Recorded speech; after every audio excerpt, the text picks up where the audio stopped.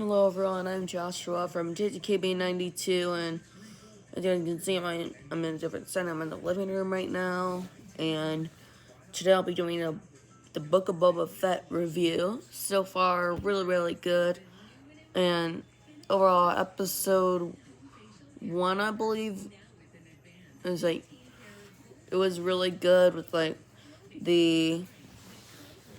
basically it had the memory scenes, like Boba Fett with the Tusken Raiders, and same with episode 2, and episode 3 is probably my favorite one of the episodes. I've heard Star Wars Theory on YouTube a few hours ago say that he didn't really like it, but before personally, I liked it, and y'all have your own feelings about it, I bet. So, yeah. Episode 2 honestly had one of the funniest lines in the whole show. Wait, actually, I'm not sure it was episode 1 or episode 2, but Boba's trying to teach the Tusken Raiders how to ride a speeder bike, and he goes, like a banta. It was really funny. And, as soon as, in episode 2, basically in episode 1, it reveals that Boba Fett saw these, I guess it was episode 1, it might have been episode 2. Wait, now I remember. In episode 1, revealed how Boba Fett got out of the Sarlacc pit. Honestly, I don't know what I expected, but honestly, I thought it would be a lot more action-packed than just a flamethrower and then just punch the sand and all that. I just saw someone. Yeah, sorry about that. The TV was on. I just muted it. And YouTube, that music belongs to Nickelodeon and the Casa Grandes, if you heard that. And that's its on right now. And basically, the Tusken Raiders found him, left for dead at the Dune Sea. And something I found really kind of weird when I think about it is that Boba Fett was knocked out by Jawas, of all people. Just hear Jawas came up in the middle of the night after he broke out of the Sarlacc, grabs one of their sticks and knocks him out with it. Jawas. One of the sand people beat the no, not sand people, stormtroopers beat him because Obi-Wan Kenobi. But in that case, the stormtroopers beat him, and they can never shoot their shots. And then Boba, much more skilled bounty hunter and overall fighter, would just buy them. And then the Tusken Raider just found him, arrested him, then basically made him walk versus riding on Bantha. Give me a second. Got a little thirsty and basically, they take Boba in, basically tie him to a stick with another Rodian, with a Rodian next to him. And Tamir Morrison did a really good job in all 3 episodes of voice acting and all the other acting he did. I'm not sure if there were any stunt doubles or anything, but overall, really good job by him. And honestly, I kind of hope Din Djarin shows up at some point, or maybe another bounty hunter. But then, to amp things up. But overall, after some of the flashbacks, the mayor's assistant, I think, comes by and he expects Boba to give him tribute instead of him giving Boba tribute. And basically, they didn't give the mayor that tribute. Then later on in the episode, they're aiming to get some tribute from this Twi'lek bar thing. I'm not sure what it was, but it was a bar owned by a Twi'lek.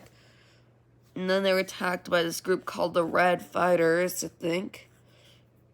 And then they captured one of them, and then in episode 2, I'm gonna, for the rest of this, it's gonna take up 10 minutes if I go over everything, and that's all I really have, but I'll just go on the plot lines besides memories. But basically they throw the the Red Fighter leader into the pit with the Sarlacc, like, not Sarlacc, I misspoke, the Rancor, yeah, the Rancor, where it used to live, but then the Red Fighter got like, so scared and then confessed that the mayor was the one who hired them.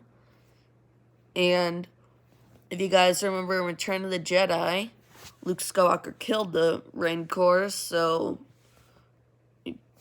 personally to me, when I didn't see a leg or anything from the Rancor when the door was just starting to raise, I had a feeling they were tricking him. But then when they went to the mayor's bodyguards killed the red mask guy and then told him to go back to the Twi'lek bar. And then when they come out, the twins, Jabba the Hutt's, why did I say Hutt's?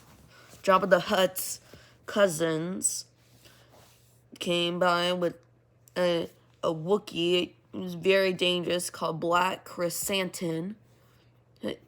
I've been watching a lot of lore videos on it. And overall, basically, I think he either found a Wookiee body and used it as bait for a Trandoshan to get into a gladiator fight or killed a Wookiee. Then was banished by his home planet. Then on Tatooine, Obi-Wan stopped some people from like raiding Luke Skywalker's family's home. And Black Chrysanthemum mistook him for his Uncle Owen and attacked Uncle Owen. Then when Obi-Wan revealed it was him, Obi-Wan and them had a big fight, and Obi-Wan gave him a scar. This is probably not sponsored by the way.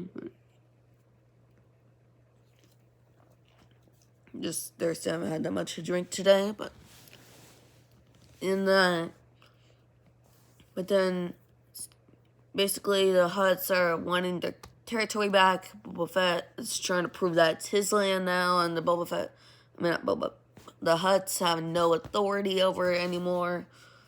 And then in episode 3, it's revealed that after Boba Fett went into Mos Eisley or something like that, to meet the Pikes and tell them about the new terms and all that. After back in a memory scene, it was revealed that a train kept coming through and killing a bunch of Tuskens. And then Boba kicked their butts with the other Tuskens. And they told the Pikes there were new terms, but then after he came back, all the Tuskens were dead. And overall, and then right as he's dreaming, Black Chrysanthemum opens back to tank, and it seems like you just see the water just spill out. You know something's wrong. Then you see Black Chrysanthemum, and then his punch grabs Boba, and there's a massive fight. And that was probably the climax of the whole episode. They let Black Chrysanthemum free. The Hutts reveal that the mayor laid claim to that land. And then skipping ahead a little, I'm not going to include everything because that'll take up all 10 minutes my phone has on here. Sorry, I burped. Excuse me.